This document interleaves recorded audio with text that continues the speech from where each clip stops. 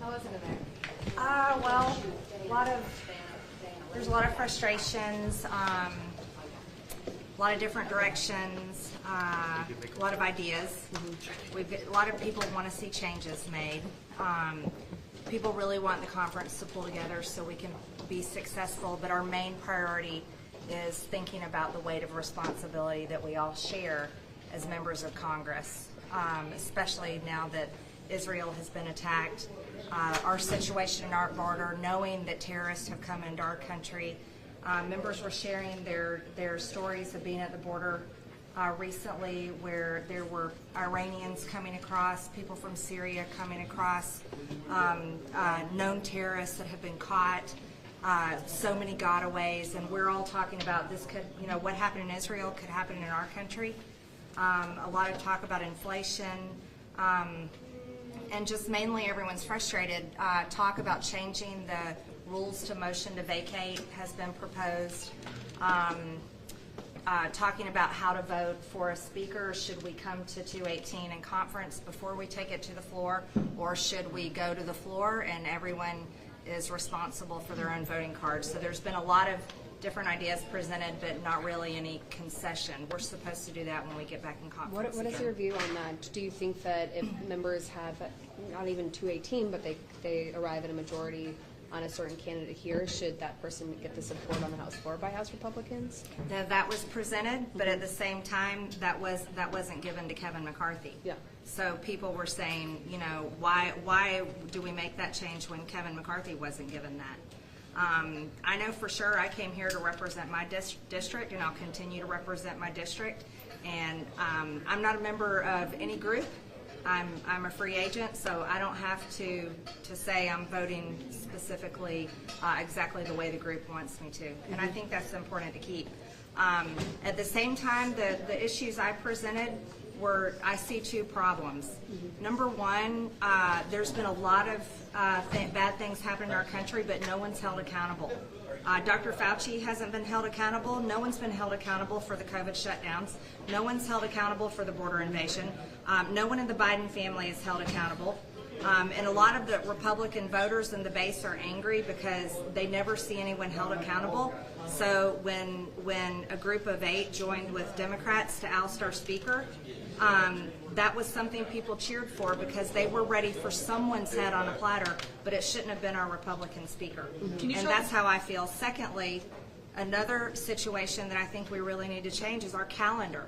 Our calendar sets us up for failure year after year. We shouldn't go home for 6 weeks and have 2 weeks left before the government shuts down for our appropriation bills. I believe in preparing for success and not preparing for failure.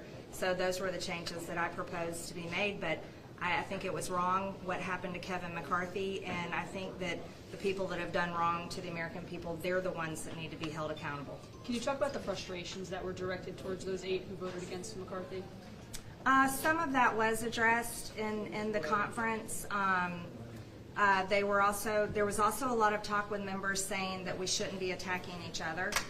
So that was also raised. But yeah, there's definitely frustration toward those 8 people. And there's quite a few members in there that said they're not ready to move forward to elect a speaker. So that was our discussion session. And then we've got conference again tomorrow. And then again on Wednesday. There is no consensus on any specific individual that you want to lead you, or any way that the rules around that? No, there's a group that are still aligned with Kevin McCarthy and would like to bring him back as speaker. There's a number supporting Jim Jordan. There's a number supporting Steve Scalise. But this conference was not set up to come together for a speaker. This one was set up to more of a discussion to try to figure out and solve problems going forward. What do you think Wednesday is unrealistic to come to an agreement on who should be speaker? Do you think Wednesday is unrealistic as a timeline to come to an agreement on the speaker? I think that what's realistic is that we control the majority in Congress, and we have to lead. And I think that's what we need to do. What do you make of McCarthy leaving the door open to a potential comeback bid as speaker? Well, he was widely supported. There was only 8 Republicans that didn't support him last week, so I think that's a wise move to leave the door open. Does it Would make you it more? support him? But does it make it more difficult to coalesce around one candidate for speaker, given that that's 3 choices instead of 2? I think everything's difficult right now, to be honest with you. I don't know how to answer that question any other way. This is unprecedented. It's certainly something new. But I was glad to sit and listen to everyone's different thoughts, opinions, ideas, and how to go forward, and especially hearing everyone's shared concern for Israel and shared concern for our own border and you know, the dangers that we all could have as a nation. Should the 8 be held accountable in some way because they partnered with Democrats to oust a Republican speaker? Some of that was mentioned, but now remember, you're talking to one who had 11 Republicans joins with Democrats last Congress to kick me off my committees. And I'm completely against that. I do not support expelling a member or expelling someone from our conference. I think that would be the wrong way to go. I'm for problem solving. So I liked listening to a lot of the ideas, but I think we have a lot more work to do. And Congressman, I know that you initially threw your support behind Trump for speaker, but obviously he's said he's not running and he's going to support Jim Jordan. Who are you supporting? I don't have a candidate I'm supporting right now. I'm more interested in solving the problems that got us to this place.